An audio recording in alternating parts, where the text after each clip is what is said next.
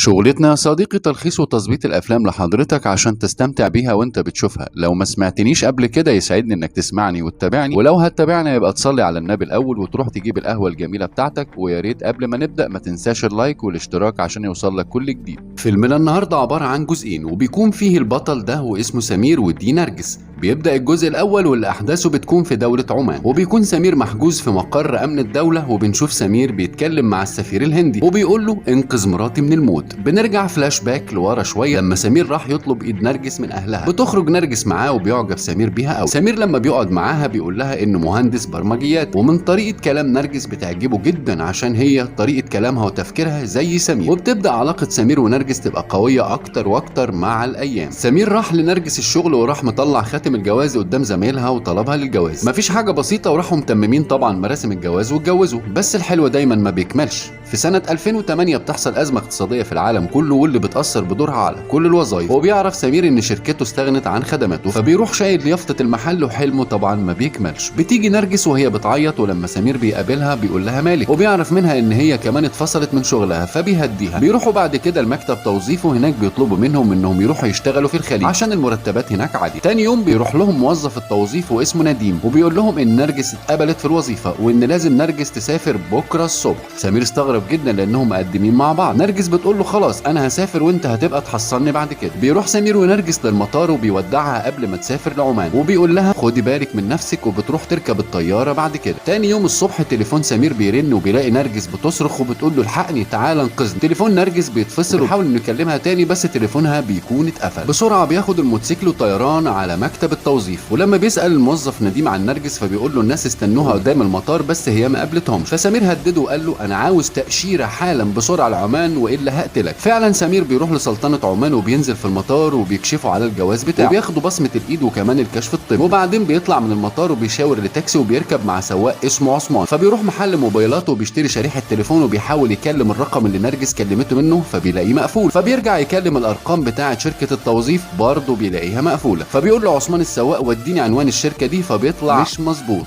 في النهاية بيعرف ان كل ده كان فيلم واتضحك عليهم. فبيروح اسم الشرطة يعمل بلاغ هناك، فالظابط قال له لازم تجيب اذن من سفارة الهند عشان نتأكد من صحة كلامك. عثمان بياخده ويوديه السفارة الهندية. سمير لما بيدخل بيقابل موظفة وراح حكي لها على كل اللي حصل معاه هو ومراته نرجس. الموظفة قالت له الموضوع ده اكبر مني والمدير المختص بالكلام ده مسافر وهيجي بعد يومين. سمير بيبقى طالع من السفارة وكله حزن ومش عارف يعمل ايه، ففكر انه يروح لفرع شركة محمول ويديهم الرقم اللي نرجس كلمته منه. وبيقول للموظف التليفون ده انا عاوز ادفع الفاتورة بتاعته. فالموظف بيقول له التليفون ده باسم شيرازي. فسمير بياخد عنوانه. سمير بسرعة بياخد اتوبيس وبيروح للمنطقة اللي عايش فيها شيرازي وبيدور على بيته. ولما بيوصل البيت بيعرف من الساكن اللي موجود في البيت ان شيرازي ساب المكان من حوالي اسبوع كده. فسمير بيوري له صورة نرجس، فالراجل قال له لا والله انا ما اعرفهاش. بيمشي سمير وبيروح لعثمان سواق التاكسي في بيته وبيشكره لانه معاه على طول وبيساعده. فقال لسمير انت باين عليك انسان طيب وانا مش هسيبك. شوية وجه لعثمان واحد وقال له انا عرفت ان شيرازي ده قواد، واكيد الست اللي انت بتدور عليها دي مشغلها في بيت مشبوه غصب عنها. سمير طبعا بيتصدم لانه بيعرف ان دول عصابة وبيخطفوا البنات عن طريق عربيات الاجرة. فبيقول له عثمان ارجوك ما تسيبنيش لوحدي، انا عاوز ارجع مراتي باي طريقة. بياخد عثمان وبيروح البيت من البيوت المشبوهة، وكان سمير بيدور بين البنات دي كلها على نرجس وكانه زبون داخل المكان. بيقابل بعد كده المسؤول عن المكان وبيقول له انا عاوز حاجة جديدة. فبيديله ألبوم بيدور فيه لحد ما بيلاقي صورة نرجس قدامه. فبيبقى متوتر جدا واعصابه بتبوظ بس بيعرف يمسك نفسه. فقال له الراجل ده ما تستعجلش شوية كده وهجيبها لك لانها مشغولة دلوقتي. طبعا سمير ما قدرش يعمل حاجة غير انه يستناها شوية. وبتيجي نرجس وبتدخل عليهم وهي شكلها تعبان قوي ومن منظرها واللي هي فيه. فبيبكي سمير ويبقى متضايق جدا، وبيحاول سمير يفكرها بنفسه لان نرجس مش في وعيها. فبتنادي على سمير باسمه، والراجل ساعتها بيعرف انهم عارفين بعض، وبيروح سمير والراجل نازلين ضرب في بعض. بعدها سمير بياخد نرجس وبيحاول يهرب بيها من المكان ده. الراجل القواد اللي سمير ضربه بينده على باقي العصابة وبيحاصروا سمير. فسمير بيحاول يقاومهم بكل قوته، فبيبقوا كتير وبياخدوا نرجس منه وهو برضه بيحاول. وبيجي واحد بسكينة وبيضرب ايديهم فبيسيبها قبل ما ايدها تتقطع. وبرضه سمير ما بيسكتش وبيفضل يقتل فيهم واحد ورا التاني، وبيحاول انه يهرب منهم وبيطيروا وراه عاوزين يمسكوه لحد ما بينط في الاخر لمبنى تاني والمسافة بتكون بعيدة عليهم انهم يحصلوا. عثمان بيبقى مستنيه على اول الشارع، والعصابة برضه مش سايباه وراه بالموتوسيكلات. فبيبقى هو اللي سايق وبيقدر بمهاراته انه يتخلص منهم كلهم. بس العربية بتبقى سرعتها كبيرة وبيعمل حادثة وبيفقد الوعي هو وعثمان، والشرطة بتيجي وبتقبض عليهم. وهنا بنرجع للوقت الحاضر وهم حاجزينه، وكان بيكلم مسؤول السفارة السفاره، وبيحاول مسؤول السفاره بعد كده انه يطمنه. وهنا بيجي ضابط امن الدوله فايز واللي بيقابل سمير في غرفه احتجازه، فبيحكي سمير للضابط عن كل اللي حصل وان نرجس اتخطفت منه. بس الضابط بيكذب سمير وبيقول له ان شيراز اللي انت بتتكلم عليه ده مات من يومين، سببك عثمان سواق التاكسي نايم في المستشفى دلوقتي وفاقد الوعي، والبيت اللي انت بتقول ان مراتك مخطوفه فيه احب اقول لك ان ده مصنع ملابس، والموظفين اللي هناك كلهم ستات. طبعا سمير بيتصدم من كلام الضابط، بس الضابط اصلا كان بيعمل تحريات عن البيت في وقتها، ومن خلال الصور اللي بيشوفها بيعرف ان كلام سمير كان صح. الضابط بياخد سمير وبيوديه مقر رئاسه امن الدوله، والقائد العام لما بيعرف بيأمر الضابط فايز وتمينة انهم يحلوا القضيه دي بسرعه. سمير بيشكرهم طبعا كلهم على انهم واقفين جنبه، وبيقدم مسؤول السفاره للقائد معلومات معاه يمكن تفيدهم في القضيه. سمير بيفكر في طريقه مع فايز وتمينة ازاي يوصلوا للعصابه دي، وبيراجعوا الكاميرات بتاعه المطار، وبيشوف سمير نرجس لما بتظهر على الكاميرا، ولما بتخرج من المطار بيكون واحد مستنيها وبتركب معاه العربيه، والراجل ده شكله ما بيظهرش لانه مديهم ظهره طول الوقت. سمير بيبقى واقف عمال بيفكر في نرجس وبيفتكر ذكرياتهم مع بعض، وكان قد ايه حياتهم جميله وكانوا مبسوطين مع بعض قوي وانهم كانوا عايشين في سلام. وبيتحول كل ده في النهايه لكابوس. بنشوف سمير وهو مع عثمان في المستشفى عشان يطمن عليه. تاني يوم بيروح سمير عشان يكمل بحثه مع فايز وتمينة، وبيقدروا يعرفوا بعدها ان واحد اسمه ايزاك هو اللي خطف نرجس من المطار، وايزاك ده فاتح شركه لتوظيف البنات كعارضات ازياء، بس برضه مش هيقدروا يقبضوا على ايزاك لان مفيش دليل ضده. بنشوف ايزاك وهو بيتكلم في التليفون وحد بيقول له انك لازم تموت نرجس دي بسرعه. الشرطه تاني يوم بالليل بيلاقوا جثه متفحمه وبيعاينوا موقع الجريمه. سمير بينزل من العربيه وهو خايف ان تكون اللي ميته دي ومحروقه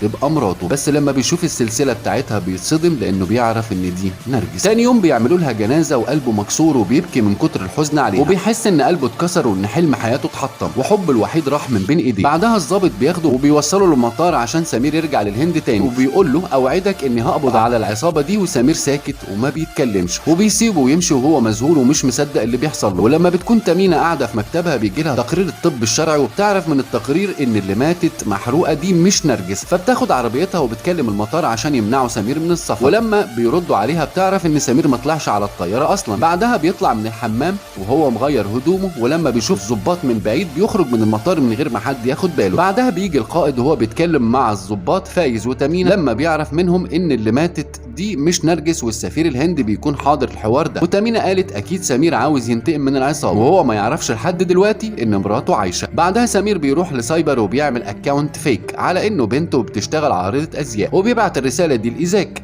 تاني يوم ايزاك بيبعت له رساله بالمكان اللي هيقابله فيه. بيروح بعد كده يشتري سلاح عشان يروح للعصابه ينتقم منهم، وبيقول له عثمان على الخطه، وقال له عثمان انا لو جرى لي حاجه او مت ادفني جنب نرجس. بيوافق طبعا عثمان على كلام سمير لانه حاسس بيه وباللي جواه وباللي بيجرى له. بيروح فايز وتمينة البيت عثمان وبيعرفوه ان نرجس لسه عايشه ما ماتتش. سمير بعدها بيلبس نقاب وبيداري ملامحه جدا، وبيوصل للعنوان اللي بعته لايزاك. بيجي ايزاك وهو بيفتح الباب لسواق العربيه واللي بيقول له ان في واحده عاوزاك. بعدها سمير بينزل من العربيه، واول ما بيدخل بيشيل النقاب وبيوجه سلاحه على ايزاك وبيقول له انا هموتك. فايزاك بيروح ضارب سمير، ولانه جسمانيا اقوى من سمير فبيديله علقه جميله. سمير بيقدر انه يقاوم ايزاك وبيرمي في عينه شطه وبيرد له العلقه الجميله وبيكتفه وبيوريه صوره نرجس. فايزاك بيصدمه وبيقول له ان البنت دي عايشه ما ماتتش وانه مخبيها في عربيه بره البيت هنا. طبعا سمير ما بيبقاش مصدق كلامه وبيفضل سمير يعذب فيه لانه بيحب مراته فبينتقم منه. وبعد ده كله بيقول له انا هحرقك زي ما حرقت قلبي. بيجي بعدها فايز وتمينة وعثمان وبيقدروا يلحقوا سمير قبل ما يموت ايزاك، وبيقولوا له سمير مراتك عايشه ما ماتتش. فبيروح سمير منزل سلاحه ومسلمه لفايز. فايزاك بيشكر فايز انه ما خلاش سمير يموته. وبتكون المفاجاه هنا لما كلهم بيعرفوا ان فايز شغال مع ايزاك، وبيروح ضارب تمينة بالنار بس ما بتموتش وبتحاول تضرب فايز، بس فايز بيدوس على مكان الرصاصه اللي في كتفها وبيروح خانقها ومموتها. سمير بيطلع جاري ناحيه العربيات اللي واقفه دي وبيفضل يخبط وينادي على نرجس، بس بتكون بيبان العربيات مقفوله وما بيعرفش يفتح لحد ما نرجس بتسمعه بتنادي عليه من جوه، فبيقول لها ما تخافيش انا هنا ومش هسيبك. ولما سمير بيروح يركب العربيه فعثمان بيشوفه وبيجري عليه، فبيجي ايزاك وبيروح ضارب عثمان في رجله وهو بيركب العربيه. سمير بيقدر ياخد العربيه ويجري من المكان، وطبعا ايزاك ورجالته بيطيروا ورا سمير بالموتوسيكلات، وعشان هو شاطر في السواقه فبيقدر انه يخلص عليهم كلهم. وايزاك بيتقلب بعربيته بس بيفضل عايش. وبيجي فايز وهو بيبلغ القياده ان سمير موت تمينة وهرب، وبيقول للقوات بتاعته ان اي حد يشوف سمير يموته على طول. بعدها فايز بيروح يقابل الراس الكبيره في العصابه وبيقول له ان ايزاك كشف واننا لازم نتخلص من سمير باي طريقه. فرئيس العصابه بيقول له انت لازم تقفل القضيه دي بسرعه. بيجي واحد بيصور فايز مع رئيس العصابه وبيبلغ القياده بالمعلومات دي. في الوقت ده بيكون سمير بيكلم مسؤول السفاره السفاره الهنديه وبيقول له انا قدرت الاقي نرجس ومعاها بنات كتير تانيين كمان، اعمل اي حاجه اعدي بيها واوصل لمقر امن الدوله. سمير بيتفاجئ بعربيات الشرطه اللي بتطارده وكمان طياره هليكوبتر من فوق وبيحاولوا انهم يموتوه، بس سمير بيدمر اي حاجه بتيجي في وشه. وفي مقر امن الدوله القائد بيشوف صور فايز مع رئيس العصابه وبيعرف انه بيشتغل معاهم وبيطلب مسؤول السفاره من القائد انه يساعد سمير. بعدها سمير بيقدر انه يوصل لمقر القياده، فالقوات بتحاصره وبتمسكه وبيدخلوه جوه المقر. لما الضابط فايز بيعرف انه موجود فبيروح له وبيرفع عليه السلاح وعاوز يموت، لان الامن بيدافع عن سمير وبيلاقي القائد وهو بيقول له انت خاين يا فايز ولازم احاكمك. وسمير ما بيسكتش وبيروح ضارب فايز وواكله حته علقه بينتقم منه بقى، والقائد بيبقى واقف وشايف وسايب سمير ينتقم منه لانه خاين وتسبب للشاب ده في بلاوي كتير. سمير بيخرج بره المقر عشان يشوف نرجس وهي خارجه من العربيه. سمير ونرجس قلوبهم بتبقى طايره من الفرحه لانهم مش مصدقين انهم رجعوا لبعض تاني. بعدها بيروح سمير ومسؤول السفاره والقائد عشان يحضروا جنازه تمينه وبيتحكم على فايز انه يموت رميا بالرصاص. وبيجي سمير وهو بيشكر عثمان على كل اللي عمله معاه ووقفته جنبه في ظروفه دي وبيودع. وعثمان بيقول له احنا بقينا اكتر من الاخوات وقريب هاجي ازورك في الهند. وبيركب سمير ونرجس الطياره بس نرجس بتبقى خايفه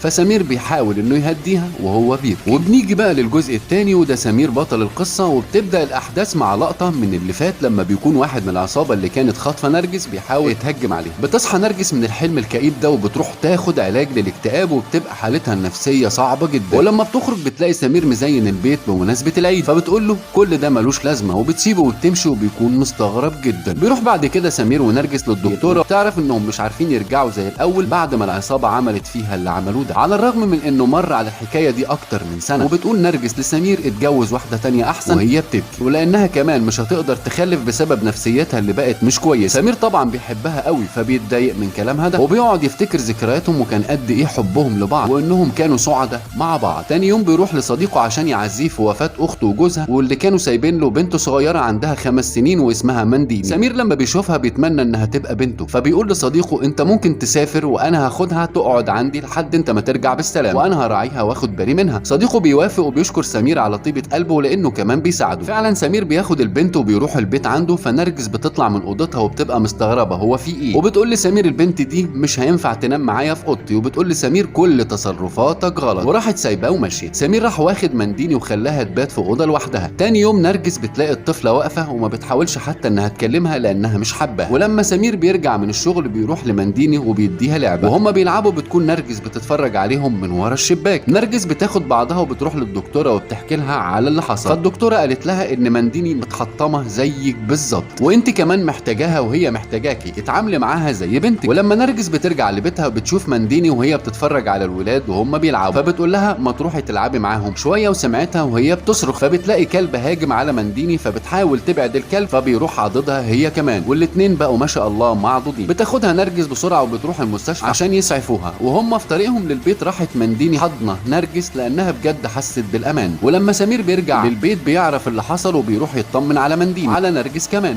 فنرجس بتقول له ما تخافش الموضوع بسيط. الايام بتمر ونرجس بتقرب اكتر واكتر من منديني وبتحس انها بقت فعلا زي بنتها. سمير بيفاجئ نرجس وبيقول لها ان البنت لازم ترجع لاهلها تاني. فنرجس قالت لسمير ايه رايك نتبنى منديني؟ فلما سالوا البنت وافقت انها تعيش معاهم على طول. بيروح سمير ونرجس يتبنوها فعلا وبطريقه رسميه وبيقدموا لها كمان في المدرسه عشان تتعلم والحياه اللي كانت كئيبه رجعت تاني بقت كلها فرح وسعاده وبقوا بيخرجوا يتفسحوا بره زي الاول وكمان عملوا لها عيد ميلادها وبقوا مبسوطين زي الاول بوجودها معاهم. بتيجي بعد كده منديني في المدرسه وجنبها بنت اسمها سيما بتاخدها عشان ياكلوا ايس كريم.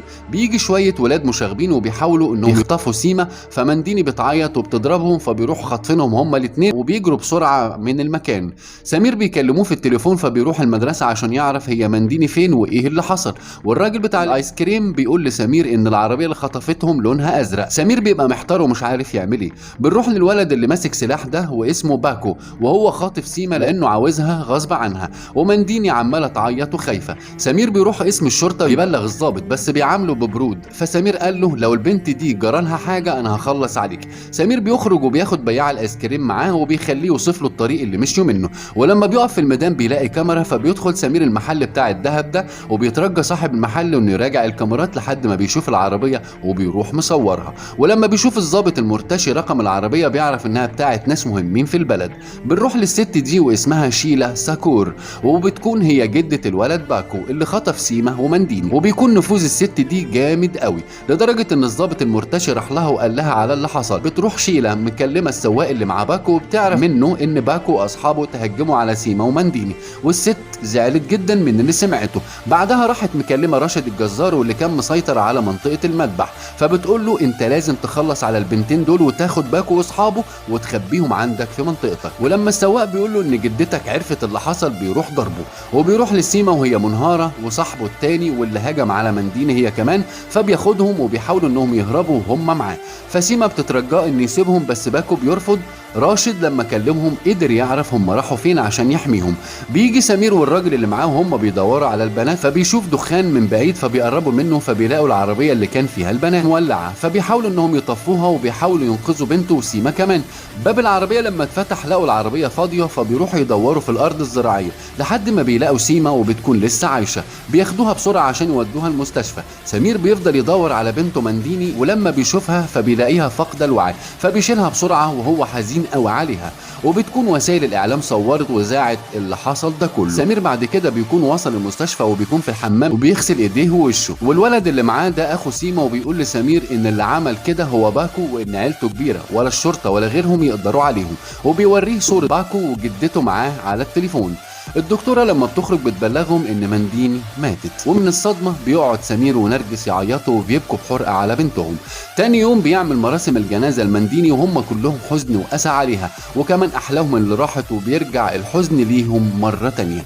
بالليل بتروح نرجس لسمير وبتقول له انا همشي ومش هرجع لك لحد ما تنتقم منهم وترجع لي حق بنتي، وبعدين بتمشي وتسيبه. بيروح سمير للضابط الفاسد وبيرفع قضيه ضد باكو، لكنه بيعرف ان العربيه اللي كانوا فيها دي كانت مسروقه قبل الحادثه باسبوع. حتى بياع الايس كريم واللي كان ممكن يشهد ضد باكو مختفي بقاله فتره. فسمير بيفهم طبعا اللي بيحصل وبيروح ورا الضابط وبيراقبه من بعيد، وبيدخل وراه بيته وبيضربه وبيعرف منه ان شيلا ساكور جدة باكو قتلت الشاهد بتاع الايس كريم وكمان مخبيه حفيدها. فالضابط بيقول له الحل الوحيد انك تاخد فلوس وتنسى موضوع بنتك ده. سمير اتجنن وقعد يضرب فيه لحد الشرطه ما بتوصل وبينقذوا الضابط من ايده وبيمسكوا سمير ويقبضوا عليه. بعدها سمير بيروح المحكمة والقاضي بيحكم عليه بالحبس لمدة 2 عشان تعديه على الضابط. بيروح سمير السجن وبياخد هدومه وبيتحبس مع رئيس عصابة مشهور واسمه طلحة. بتيجي شيلا ساكور وهي مع راشد وقالت له لازم نتخلص من سمير بسرعة وهو في السجن. البنت الخدامة بتجيب لشيلا كوباية لبن واللي بتكون زلاها ومستعبداها. تاني يوم طلحة بيعرف ان راشد بعت ناس عشان يخلصوا على سمير. بيروح طلحة لسمير وبيحكي له على اللي حصل وبيقول له خد بالك من نفسك، وعلى فكرة الشرطة مش هتتدخل لانك ضربت واحد منهم. تاني يوم رجالة راشد بيمشوا وراه وعاوزين يخلصوا عليه، وهم بيدوروا عليه بيطلع عليهم سمير لوحده وبيضربهم، ومحدش بيقدر عليه وبيقدر يحافظ على نفسه. ولما بيخرج لساحة السجن بيلاقي ناس تانية ومحاصرينه وبيحاولوا يخلصوا عليه. طبعا طلحة بيشوفه بيجي جري هو ورجالته بسرعة وبيساعدوه، وبيفضل سمير ينتقم منهم لحد ما بيخلص عليهم كلهم. طبعا الشرطة بتيجي وبيروحوا ضاربينه. بعدها بتيجي سيما وهي في المستشفى وبتفوق وبتعترف على باكو واصحابه. بعدها طلحة بيبلغ رجالته ان سمير هيخرج من السجن وهيبقى هو الزعيم بتاعكم، وكمان تقفوا معاه ضد راشد ورجالته. وبيخلصوا الشهرين وبيودع طلحة وبيمشي من السجن، وما بيبقاش في دماغه الا انه ينتقم ويرجع حقه. وبيكون اخو سيما مستنيه بره السجن، وبعدها بيجتمع مع رجالته وبيعمل خطة للانتقام. تاني يوم بيروح هو ورجالته الراشد في منطقته. بيبدأ سمير ورجالته يضربوا رجالة راشد وبيضربوهم بانتقام لحد ما راشد بيخرج له في الاخر، وبتبدأ معركته بينه وبين راشد، وبينزلوا في بعض ضرب لحد ما في الاخر بيمسك راشد ويخلص عليه. وبيدخل بعدها جوه الأوضة راشد فبيلاقي السواق بس، لان باكو قدر يهرب. وبيقول لسمير على كل حاجة، وقال له كمان ان ابيناف هو اللي تهجم على بنته، فبيقعد يضرب في ابيناف بانتقام لحد ما بيخلص عليه، وهو بيفتكر منظر بنته وهي ميتة وكان بيصرخ. تاني يوم الشرطة بتلاقي جثة ابيناف وهو ميت ومتعلق، وبيروحوا يفتشوا في بيت شيلا بس ما بيلاقوش حد. بالليل مفوض الشرطة بيقابل سمير وبيديله ظرف وبيقول له على فكرة باكو هرب على مصر. فسمير قال له وهو مستغرب انت بتساعدني ليه؟ فقال له المفوض لان عندي بنت زي منديني. سمير بعد كده بيقابل نرجس واللي بتقول له ما تسافرش، فقال لها لازم اسافر انا مش هسيبه. فقالت له خلاص وانا هستناك لما ترجع. بياخد سمير الطيارة وبيوصل لمطار القاهرة الدولي. فسمير بيقول للسواق ممكن توديني حتة اجيب منها سلاح؟ السواق بياخده يوديه لمكان كله سلاح، وبيشوف واحد بيقول ابعت الرزق يا رب، وبيقف الشاب ده بيغني وبيطلع له سلاح بيعجب سمير، وبيعرض عليه انه يساعده انه يعرف باكو مستخبي فين. بنشوف القلعه وميدان طلعت حرب وابو الهول واهرامات الجيزه. بيقدر سمير يعرف المكان اللي مستخبي فيه باكو وبيروح هناك، فبيخرج له شاب وبيروح سمير ضربه وبيخلص عليه، وبيروح ضارب كل اللي كان موجود بالنار ومش عارفين يخلصوا عليه. باكو وابوه بيشوفوا سمير في الكاميرا وبيبقوا عاوزين يهربوا، وبيطلعوا فعلا من الباب اللي ورا وبيركبوا العربيات وبيطيروا من المكان. سمير لما بيشوفهم بيركب عربيته وطيران وراهم وبيضرب عليهم نار وهو بيطاردهم في منطقة الهرم. فعربية الحرس اللي معاهم بتتفجر من كتر الضرب عليها، وبيفضل سمير يضرب عليهم لحد ما عربيتهم بتتقلب، وبيروح ياخد باكو من العربية وبيفضل يضرب فيه وعاوز يخلص عليه. فبيقوم باكو بسرعة يجري، بس سمير بيفضل وراه لحد ما بيمسكه، وبسلاحه فعلا بيخلص على باكو. وبينتقم سمير لموت منديني وكمان لسيما اللي حياتها اتدمرت. واخو سيما بيضرب ابو باكو بالنار وبيخلص عليه. بيقف سمير يصرخ قدام الاهرامات وكانه بيقول لنرجس انا انتقمت ليكي والمنديني والسيما. بتيجي شيله وهي بتشوف صوره ابنها وحفيدها بعد ما ماتوا، وبتيجي الخدامه بتاعتها ومن الذل اللي عايشه فيه بتروح مخلصه على شيله. بعد كام شهر بتروح نرجس لسمير وبيعرف انها حامل، وبيبقى طاير من الفرحه. ولما بيخرج في البلكونه بيلاقي اهل الحي كلهم بيحيوه وكمان بيعتبروه بطل ونصير لكل مظلوم في المنطقه. ومن كتر فرحته بيتخيل ان منديني واقفه بين الناس وبتشاور له بابتسامه جميله وكانها بتشكره على كل اللي عمله ليها علشان رجع حقها ليها وانتقم من باكو وجدته. وبكده بينتهي فيلمنا الجزء الثاني والاخير. وربنا ما يحرمنا ابدا من الافلام الجامده دي اللي مخليانا دايما معاكم. وما تنساش يا صديقي تشترك في القناه وتفعل زر الجرس عشان يوصلك كل جديد بننزله. ولو عجبك الفيديو اعمل لايك، ولو وصل الفيديو ل50,000 لايك هتلاقيني منزل لك الجديد.